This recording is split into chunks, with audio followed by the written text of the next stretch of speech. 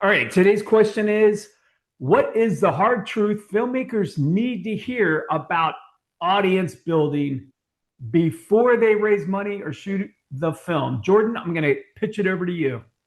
Ron, thank you so much. Excellent question. First off, I want to thank you for allowing me to be here with you. Thank you to everybody out there that's watching. The hard truth that filmmakers need to know before they even start recording is do not wait to start marketing your project.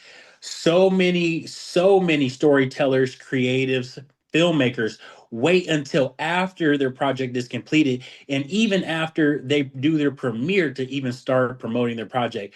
I'm telling you from personal experience from working with Eugene Kelly, executive producer at HBO. He says that marketing is there before they start shooting on day one. Start marketing immediately. If you don't have anything recorded, hey, make a selfie and start telling your audience exactly why this project matters, who is it impacting, and why you're making such a statement and that you wanted to make this particular project. Do it now. I love it. So, Jordon, for those people that might not know you, you and I met on LinkedIn. And the reason I reached out is just the information you were giving about audience building, marketing. I just loved what I was reading. So I was very intentional to reach out. It's excited your willingness to come on the show. But for the people that don't know, what is a little bit of your origin story? Yeah, absolutely. So s- I'm the CEO of a company called FilmLnk. And between me and the rest of the C-suite, every single one of us has either a cousin, a brother, or a mother that is a filmmaker. We've all gotten together. We utilize our skills. My CTO who built the platform, the CMO who has over a decade in marketing and has managed over $250 million in ad spend. Myself, who I've spent more than 2 decades in management. We've all come together to figure out how can we help our families and friends be successful in this space. And so we started marketing for friends and family. And once we garnered a tremendous amount of success for them, they started telling their fellow coworkers and fellow actors and actresses and gaffers and lighters and editors and distributors. And now they all use our product, and that's why we formed the corporation FilmLnk. So you've got me, my curiosity uh, definitely piqued. Tell me a little bit about that's kind of how we got there. Tell me about FilmLink. Absolutely. So at FilmLnk, what we do is we implement smarter marketing. And what that means is a tremendous amount of filmmakers, they have an idea or an inkling of who their audience is. But a tremendous amount of filmmakers have no clue whatsoever. Quick fact or a quick story I want to give you is while working with filmmakers in Detroit, Michigan, we would ask them, "Hey, who is your target audience?" And all of them assumed that there was people in Detroit, Michigan that made up the majority of their audience. In fact, most Detroit filmmakers, their audience is predominantly in Texas. They're female. They get off of work after 9 p.m. They have an income level of 60K or higher. And they're normally in the nursing field because they're at work all day long. They want to come home and they want to relax and see a nice movie. And most filmmakers had no clue about all of these data points. And so we provide that to help them make smarter decisions. Now the filmmaker is empowered to either shoot a movie in Texas or hire an actress from Texas, or if you're doing direct response marketing, you can make sure you pinpoint the viewers that are directly in Texas. And that's just one thing that we help them with. We want to be able to provide a studio level service of marketing for a fraction of the price.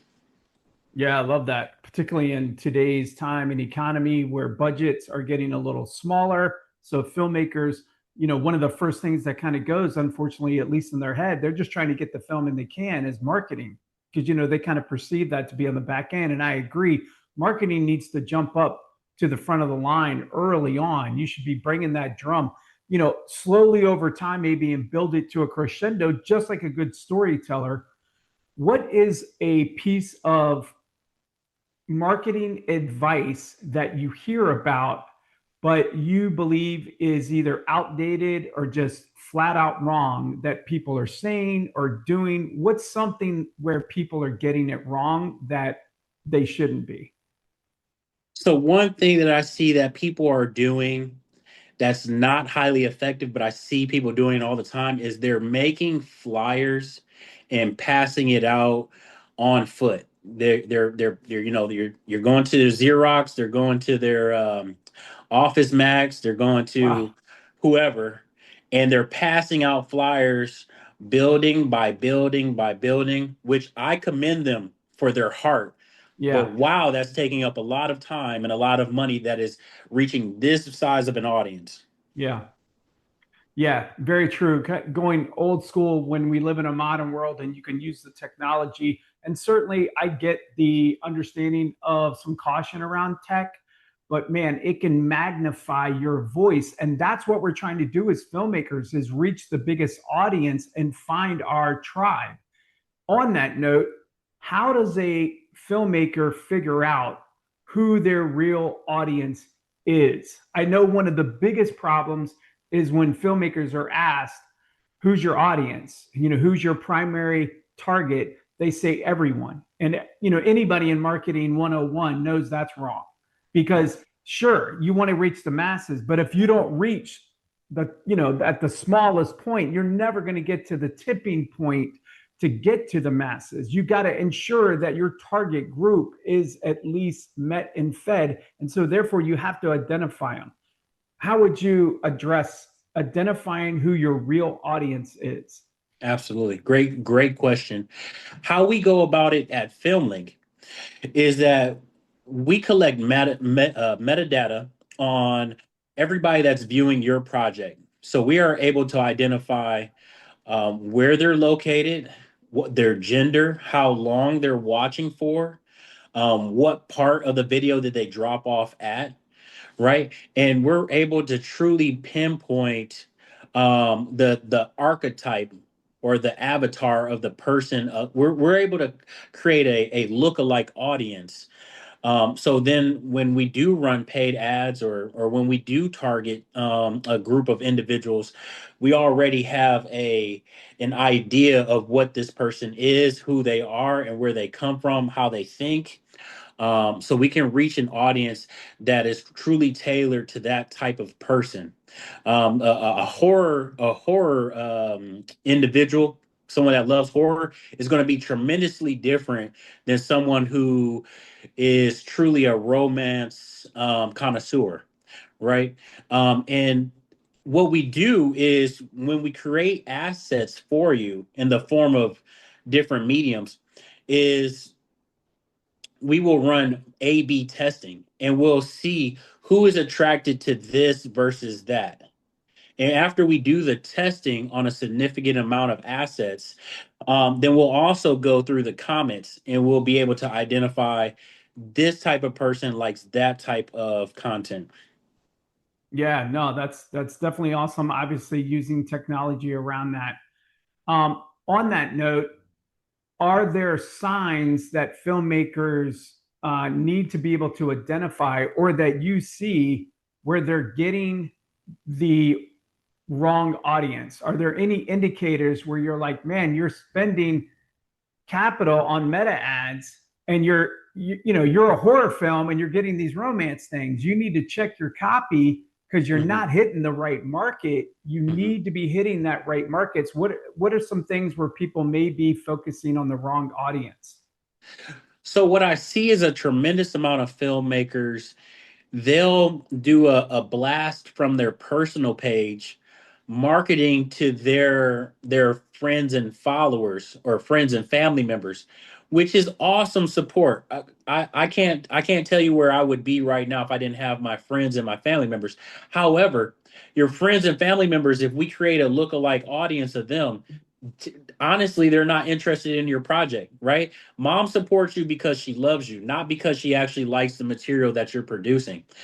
If you create a separate business page on Facebook or Instagram, then we're able to target people around the world, that have no idea who you are. The only thing they care about is what you created and the message inside of the storytelling. Yeah, I like that. That's I think people that's a nugget that people should hear is the types of accounts that you can create or sub accounts rather, like a Facebook business page or a page for your film. And I know there's a lot of filmmakers, they're like, well, I want to do a studio. Should I focus on my studio brand or your film brand? It's always the film brand, people, because unless you get again to a tipping point, you're going to be trying to bang the drum on a studio that never gets any traction because you never got traction off the first film. Do one film at a time and let your brand come in.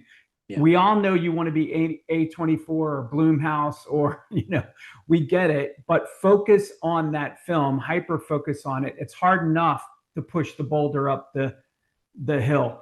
I see where people are trying to market things and they really are making it all about them, all about the film. And people just scroll because they're not taking into consideration that the hero in each of our eyes is ourselves. And it's Yeah. all about us selfishly. So your audience is seeing it through that lens. If you make it all about your film, they're just going to keep scrolling.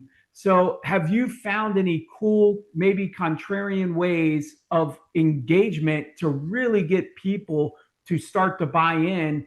And, as we all know in marketing, to kind of go down that funnel from like, oh, cool, curiosity to holy cow, now you have an ambassador and they're sharing it with everybody that they know. Any thoughts there, Jordon? Yeah, absolutely. So this is one of our this is the secret sauce or one of those nuggets that you referred to earlier. And that's when we start running these A/B testing for the campaigns for the creators that we work with, is we will literally study every single comment. We'll study every single nuance. We'll see, hey, what part did they capitalize, even if it's not necessary in the English language. Where's the commas? Where's the periods? Why did they write this particular comment? Is it positive? Is it negative? Is it relevant? Is it what tone is this type of comment coming from? And the more that we create a copy that's tailored to the comments, the more engagement we see in future campaigns for that particular project. Yeah, I could definitely see that. We talked about creating content early, and yet I'm sure I can hear filmmakers out there saying, well, I don't have the film yet. What kind of content should I be making? Mhm. So, any recommendations or thoughts where filmmakers should be thinking? Again, not that it's all about them, but kind of inviting people into the process. What type of content should filmmakers be making, maybe kind of like early on? Mhm. And then, later on, I imagine as much as you can show clips, Right. that's what people want to see. They're curious about the story. But early on, what do you recommend us filmmakers be thinking about there? Yeah, excellent, excellent question. That's something I get asked a lot when I start to tell people, hey, get started immediately. And their minds are like, Yeah. what are you even How? talking about? Yeah. So, what I suggest for people to do is to shoot a pilot, shoot a sketch of a concept of what you're trying to convey. Shoot something where, especially leveraging AI nowadays, you can type out, you can tell chat, hey, create me a scenario where aliens are coming to Earth and there's a huge war, and it'll create a whole cartoon for you, right? So people get the gist of what you're trying to do. And keep it really simple. Holding the phone up to your face and saying, "Hey guys, thank you so much for being a part of my community. I'm really interested in making a sci-fi movie, and I'm looking for a group of individuals that will support me on my journey, that want to see me from beginning all the way to end, and want to see this come to fruition. And for anybody that will stick with me from beginning to end, I have a limited release of T-shirts, or I have a special tickets to early screenings, whatever it may be, right?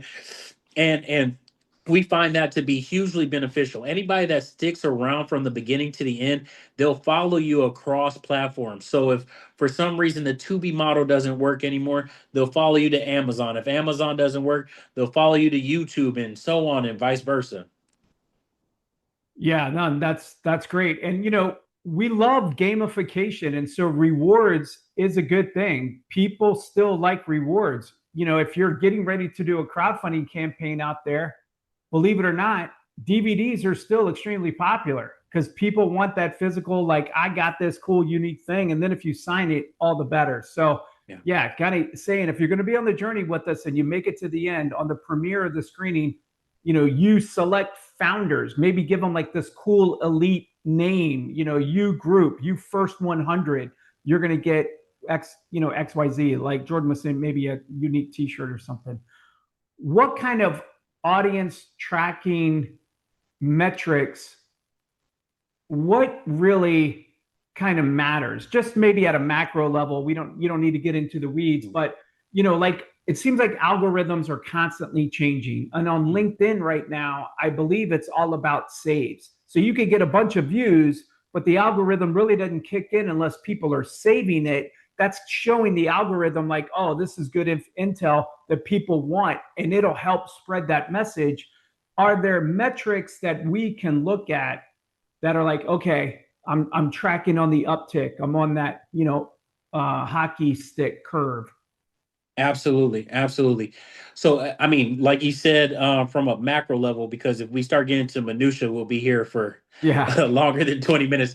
Um, but for majority of platforms, it's watch rate. Are you able Okay. to keep people past the halfway point of the video, right? And that's why a lot of platforms are moving towards short form video or clips or shorts or reels or whatever you want to call them, is because people's attention span is so short. So if you can bake in, or the Hollywood model is how many explosions can you put in a movie, right? Because you want to keep Yeah. somebody's attention for as long as possible. Yeah. Um, so definitely the watch rate. How long can you get them to keep them watching, and the engagement? How many times can this person comment? Like, if you look at certain threads, somebody might comment once, and then you go to another post, and this person's commenting, and then somebody replies to them, and then they comment again, and they reply, and then they comment again. That's going to make you go. Yeah. No, definitely. I love that. Completely agree with you too. So final question. What should filmmakers stop doing immediately when it comes to marketing? What should they stop doing that is just not helping? What all filmmakers should do immediately if they're looking to either grow visibility or monetize on their project is to stop posting one time. So many filmmakers post once or twice, and they think that the world is just going to see their project, and that is incorrect. That is bad information. You need to get out in front of it. You need to post. You need to get if your family and friends are going to do anything, have them help you post, have them retweet, have them tell as many people as possible. That's how you're going to win. Is the word of mouth needs to travel like lightning. Yeah, no, completely agree there as well. Um, so Jordon, where can people find you, man? Where should people go if they want to support Jordon or learn more? Absolutely. So you can go to our website, FilmLnk, spelled without the I's, FLMLNK.com. That way, you guys can sign up. Everybody in the entire world can start for free. I want people to be able to play around, poke at it, see if you can break it, see if it works for you. I don't want a single penny from anybody if they do not find benefit from it. If you don't find benefit from it, hey, no love lost. We just wash our hands. And if anybody wants to connect, they can find me on LinkedIn under Jordon Johnson. And I'm the CEO of FilmLnk, FLMLnk. I'm more than happy to connect, and I'm excited to help as many filmmakers become profitable as possible. Last year alone, over 1,300 projects made less than $18 per quarter on Tubi. Not a single one of our clients has made less than $300 ever. And we have a success rate of 100% of our clients receiving positive ROI. Outstanding, man. That's a great number. Great number. Well, thank you, Jordon. I appreciate you being with us today. I believe we're good to conclude our conversation today with Jordon Johnson of FilmLnk. I'll make sure I put the information in the show notes, but definitely you got to build your audience. Whoever owns the audience wins the day. You can greenlight your own project with your audience. Go to filmlnk.com, check it out. But I think we're good to conclude. And remember, nothing is wasted. I'll see you next time.